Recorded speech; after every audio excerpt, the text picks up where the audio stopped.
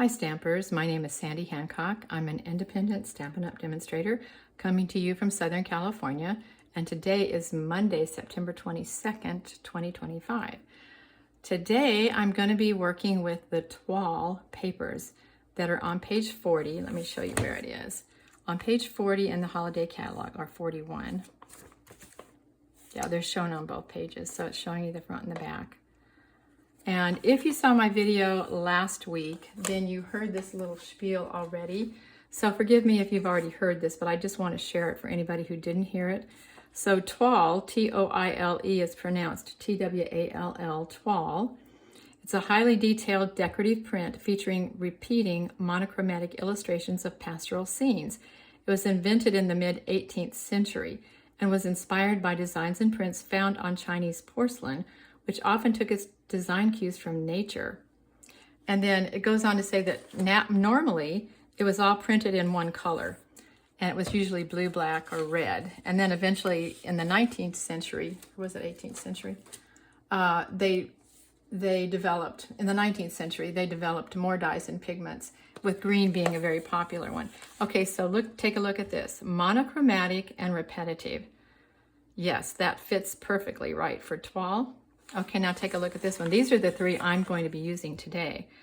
So the pumpkins are repetitive, but they're not monochromatic. I like the little bit of color in there. It's just kind of fun, but very repetitive, and definitely, you know, I started to say a farm scene, but a pastoral scene. Hey, I grew up on a farm in Illinois, so I feel right at home in the cornfield. Okay, and then this, here you go with the green. Again, repetitive, but not totally monochromatic with the pheasants. Yeah, I remember my dad and my mom too.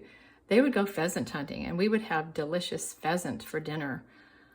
So I was 8, so I was not hunting at that time. Okay, all right, so there are the papers I'm going to be using. Here's the card, the first card. I'm actually only making one card, and then I'm going to show you the other two. And here's the pattern. It's 11 inches by 9.5. And we're gonna score it at 5.5. So let's get out my pieces here. And this is beige cardstock, by the way. Oh, and I also was gonna tell you that Thankful for You is out of the Gathering Moments. So far, I haven't used anything out of this bundle except for this one greeting. So I will be using more out of it, but today I'm just using the Thankful for You. So I wanted you to see that. Okay. All right. And then this is another piece of the toile that I'm using on the front. Here's the back, the foxes. It's kind of Cajun craze, don't you think? Kind of a Cajun craze. But I'm not using that one. I love this side of it. So anyway, let's get my cardstock. Okay, so I'm going to score it at 5.5. And here we go. I'm gonna lay it down. Okay, 5.5. Then I'm gonna fold it back. You know, once you make the score, it's easiest if you fold it back. You can go either way. It's not gonna make that much difference. But when you do pull out your bone folder to crease it, just make sure that the edges are nice and straight. Are they nice and straight? Pretty straight. Okay. So here we go. The first thing I'm going to do is I'm going to add the back of these foxes. This is 4x4 because this is what's left. When you cut off 1.5 inches here, you're going to end up with 4x4, 4x4.25. So let's go ahead and add some. Yes, come on. We're going to add some glue. This glue looks white to me, but everybody loves to call it green glue because of the container, right? Okay, now just be careful when you put this on here because you don't have a lot of grace. You got a little tiny bit of grace to get it on there and move it. So it's better. Okay, that's looking pretty good. All right. Now this one will give you a tiny bit of grace, but not a whole lot. Okay, so here we go. This is the main. All three cards are made exactly the same way. So 11 by 9.5, score at 5.5. All right, so now I wanted to do something interesting for the fun fold, and I thought the branching out dies would be absolutely perfect. And so I'm going to just show you. I have a feeling you've been seeing these all over the place, but there are 1, 2, 3, 4, 5, 6. So there are 6, and I love it because they're graduated, and this gives you all kinds of possibilities for cards that you could put them on, matching them up together. So I am using the second to the largest and the third to the largest for this particular card. And you can always have the fun of deciding, you know, how big you want it. But I thought that that looked pretty good. Okay, now let me grab the die. This is going to be the third to the largest die, because I want to show you how I kind of decided where I was going to cut things. So let's pull out our pumpkins. Okay, here we go. All right, so I know that I primarily want the pumpkin patch in there, or the cornfield patch, and the pumpkins. So I think that would work. And this is about 2 7/8. So if you wanted to go across your page, you could cut a 3-inch strip. And let's see, I didn't notice how long this is. It's not quite, oh, it's about 4 1/4. It's about 4 1/4. So you could go 8 1/2 this way and 3 inches this way. And then you could know you would be getting 2 out of here. And then when you go down to the next one, well, I borrowed that, so can't use this one. So here, and then if you come down again, you would be going here and here.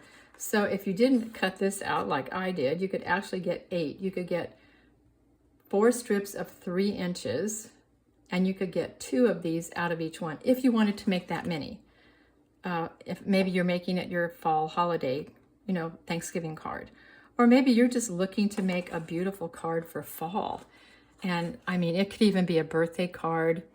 It could be just a note card. But these dies are so beautiful, aren't they? Branching out dies. And here is the number, and it's in the fall. It's on the fall catalog on page 50. Branching out dies. Okay. I'm just going to be honest. I never really thought I was going to love the toile because I'm not really normally attracted to it. But once I started working with it, I thought, this is really pretty. Okay, now this piece right here is from the Gathering Together DSP. Now, you don't have to use this. You could just get a piece of early espresso and put it on here. But I just thought that was kind of cool. It's just a little bit different. But if you don't want to use this DSP, the green's on the back, if you don't want to use this, then by all means just use early espresso, and it would be very, very pretty. So I'm just going to go ahead and add this to our larger branching out die. Okay, come on people. We don't have all day. Apparently you think we do. Okay, well, I guess you're done for now. So let's try another one. We'll try this one and see. This one's going to work for me. Yeah. Well, this is not just really happy either. Okay, how about the third one? I have one more of these, and then if that doesn't work, I'll have to go to my... Oh, seriously. Cannot be that hard to get this in there, can it? Let me pull that off. Okay, I have another one of these. Let's see if this one's any happier.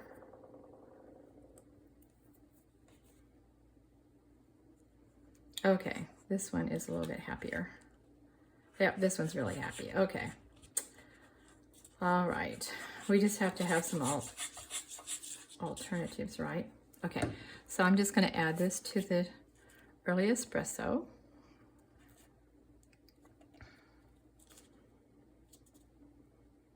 Remember, you don't have too much time to shift. I think that's good. Okay, then what I'm going to do, I'm actually going to add this with dimensionals. And this is just a little bit too flat for me, so let's turn it over. I'm going to get kind of in my mind's eye, like about right here. From here back is where I can add the dimensionals. So let me just go ahead and put one down. That'll be my marker. And then it looks like I'm about out here. So, oh, I've already cut. I like to just do this. Make it easy to use the sides after you're finished with the sides. This size looks like it must have come out of a kit. Probably out of a kit or a paper pumpkin. Okay, so we're just gonna, that was an odd place for me to put one. Oh, go figure. Okay, oh wait, hold on, no. I'm not putting them at the end. That's the part that's gonna, yeah, oh no, that would be a tragedy. Pay attention, Sandy. Alrighty. Okay, yeah, we don't want it stuck there. Oh, that was a close miss. Did you say a near miss? Okay, let me pull these off. A couple more. There we go. There we go. There we go. Come on. Okay, now let's put it on. And I think that looks about straight. Yeah, that's good. Okay, now I can either leave this plain. However, if I turn over the pumpkin paper, look what I get. Isn't that kind of pretty? Okay, so let's add this. I just think it's always fun to have a little bit of interest. A little bit of, this doesn't have actual texture to it, but the print itself looks like it has texture, so that makes it kind of fun. Oops, no. We're gonna go straight there. This piece, by the way, is 1.5 inches, so 1.5 inches by 4 1/4. Just really what I'm doing is just, I just want this barely to cover it up, so 1.5 inches is perfect. Did I get that on there? Close, I'm close. Let's see, close counts in horseshoes and hand grenades. That's what I heard. I'm sure you loved knowing that. Okay, and then I'm gonna try, got a little bit of glue on there, which I'm not real happy about. But maybe nobody will notice. Okay, all right, so here we go. So now we need some embellishments and we need a greeting. So I'm gonna do Thankful for You, and that's what I mentioned. It comes out of the Gathering Moments. So let me move this out of the way. So I've already got it in my Stamparatus, and of course there are other devices that you can use, but I'm using the Stamparatus. And the reason I'm using it is because I know that inking this one time is not going to be enough. And how do I know that? I tried it. See, that's just not dark enough. In fact, I'm going to do it again, and I'm probably going to do it one more time. There you go. Okay. So that was early espresso that I'm using. Okay, now, you know what? I'm just gonna go ahead and clean this. When I did my open house this year, I think it was Esther who told me to asked me to get a spray bottle of water. I mean, I've been stamping for 35 years. I never knew to have a bottle of water on hand to spray. As soon as you clean your stamp, then go ahead and, as soon as you use your stamp, go ahead and clean it. Okay, now here's what happened. I took the, let me grab it. I used the very smallest textured notes dies. There are 1, 2, 3, 4, 5, 6, 7, and plus this little one right here. Okay, so here's what I did. Okay, now notice there's not a lot of room in there. So I have it just barely over the T, and it's probably going to cut off a little bit of the Y. So let's see what we get. Okay, and notice the stitching around it. Okay, so now that obviously is not going to work. So what you do is you just take your die and you're going to put it over here like this, and you're going to turn it over, and you're going to be very careful just to get it lined up nicely. And then you just put your whatever you're holding it with back on, run it through again. So let's just run it through. Yes, I did get a new machine, and I'm so happy about it. And I may tell you a quick story about the one that died. Okay, here we come. Okay, now let's see what we've got after that. So, see if we can get all this stuff off. Yeah, so now, oh brother, come on people. Are we good? Well, see, I didn't get it quite exactly on because it cut off the edge. Okay, so I tried it. Let's see, where is the one I actually did? Oh, right here in front of my face. Okay, so see how good this one is? But for somehow I didn't get it right in the right place, so it cut off. However, I could still use it. Thankful for you. I could still use it, but I like it with the stitching around it. So you just have to be careful when you're putting this back over it. I thought I had it in just the right place. So either way it works out is probably fine. But I was going to tell you, my machine that died with my scallop contour die, which if you know me, you know how I loved those scallop contour dies, and I was actually using it again last week. And anyway, the machine stopped right in the middle because I had messed up with an embossing folder. That's a longer story, which I won't take the time to tell. But it died and it stuck, my scallop contour die was stuck in the machine, and I went, oh my word. So I took it over to my daughter, and I thought either Jeremy or Gabriel could pound that thing. I said, I don't need the machine. I'm going to throw it in the trash when I'm done because they replaced it for me. But I need that die out of there. So I'm going to see Shelly this afternoon, and I'm going to find out how in the world he did that. Oh, you know what? I'm just going to use sometimes when I want something really quick, I'll just use my Stampin' Seal. So I want 3 layers, just because I like the depth of it. So anyway, Gabriel got it out. I am so, so grateful. So I don't get to use it very often anymore because it is retired, but those are very, very special to me. So she sent me a picture of him demolishing. Yeah, I don't know exactly what he did. Okay, so here's the Thankful for You. And I think it can go right there, just like I did here, and look really, really nice. So let's just add it right here. We can still see the pumpkins. Okay, really good. And then I was going to grab the embellishments, and I just realized I don't know where they are. Don't you love it? Okay. Of course, what I can find, well, sometimes things like this happen. I don't know where they are. Well, you can see where I put them. I just kind of did that. Okay. So, and then inside, I'm just going to stick a little acorn. The acorn is also from the same set as the greeting, which is Gathering Moments. And don't you love that? I mean, seriously, how far away could those embellishments be? But they're hidden here someplace. So anyway, all right, so let's take a look at these. Okay, let's take a look at this one since the embellishments are on it. Okay, now let's take a look at the one that I did with the trees. This little hello is from the pear set, Perfectly Pears. And again, I put 2 extra layers under it. And I did the same thing. You know, I tried to kind of figure out how many of these I could get out of one card. And then this is from the Toile.